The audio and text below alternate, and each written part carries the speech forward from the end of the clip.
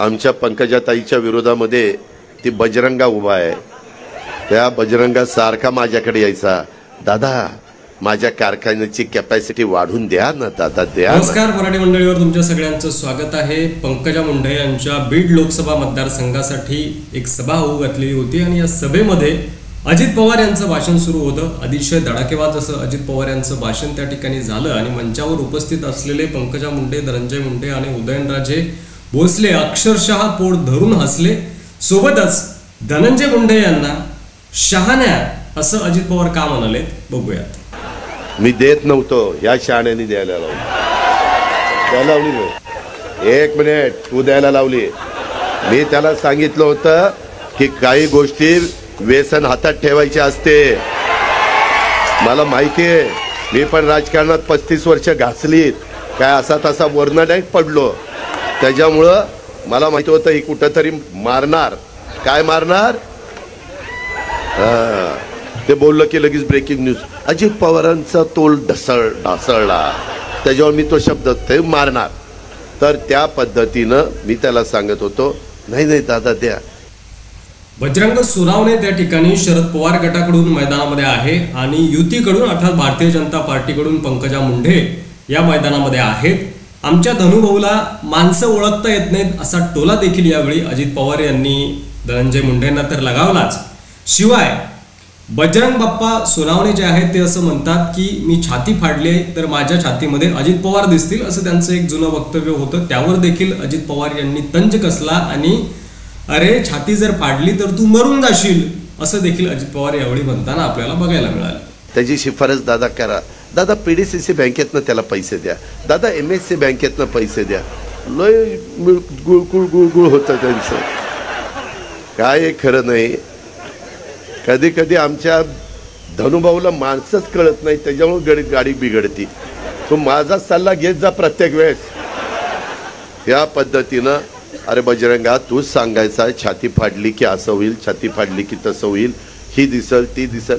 छाती फाडल्यावर मरून जाशील, कोण दिसणार आहे? काय उगे का पाहण्याच्या? हनुमानांची छाती ती फाडलेली वेगळी, तू कुठं बजरंगा? तू काय लगेच हनुमानाला स्वतःला समजायला लागला?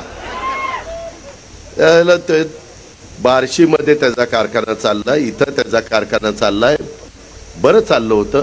त्याला का अवदसा आठवली कोणाला माहिती, आणि ते एकदम उभंच राहिले।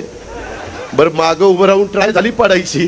पंकजा मुंडे यांना नरेंद्र मोदी यांच्या मंत्रिमंडळात घेण्यासाठी मी नरेंद्र मोदी यांच्याशी बोलेल असं देखील यावेळी अजित पवार म्हणाले। शिवाय जर तुमच्या जिल्ह्याला निधी हवा असेल तर आपल्या विचाराचा खासदार त्या ठिकाणी असला पाहिजे आणि त्यासाठी पंकजा मुंडेंना निवडून द्या।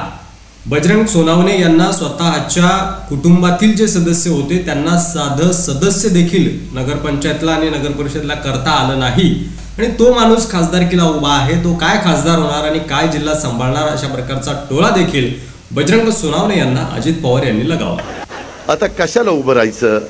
त्याच्या संदर्भातलं धंदा पाणी नीट केला पाहिजे, प्रपंच नीट केला पाहिजे। परंतु मित्रांनो, काहीकांना जरा 2 पैसे आल्यानंतर मस्ती येतेच आणि तशा पद्धतीनं त्याला मस्ती आली आणि इतके दिवस माझ्याबरोबर राहिला आणि आता मला सोडलं।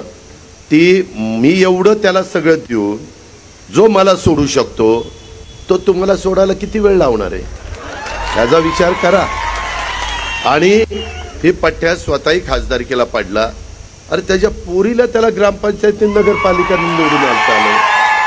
अरे तू तुझ्या पोरीला नगरपालिका आणि ग्रामपंचायतीला निवडून आणू शकत नाही आणि खासदार व्हायला निघाला।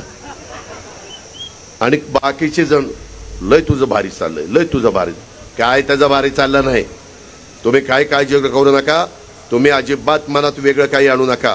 हा सर्व जाती धर्माला घेऊन जाणारा लोकसभा मतदारसंघ आहे। हा शिवशाहू फुले आंबेडकरांचा महाराष्ट्र आहे। युगपुरुष छत्रपती शिवाजी महाराजांनी 18 पगड जाती 12 बलुतेदारांना बरोबर घेऊन, मावळे बरोबर घेऊन हिंदवी स्वराज्याची स्थापना केली। होता जीवा म्हणून वाचला शिवा, हे आपण विसरता कामा नये। प्रकारे अजित पवार यांनी पंकजा मुंडे यांची ही बीडमधील सभा जी आहे ती गाजवली आणि मंचावरील अनेकांना तर हसवलं, सोबत कार्यकर्त्यांना देखील खळखळून अजितदादांनी हसवलं। अजितदादांची जवळपास सगळीच जी भाषणं असतात ती अतिशय धडाकेबाज असतात। अशीच भाषणं जर तुम्हाला बघायची असेल तर आपल्या चॅनलवर नवीन असाल तर सबस्क्राईब करा, व्हिडिओ आवडला असेल तर जास्तीत जास्त शेअर करा आणि तुमची प्रतिक्रिया कमेंट बॉक्समध्ये लिहायला विसरू नका. बीडमध्ये कोण होणार खासदार, पंकजताई मुंडे की बजरंग सोनावणे?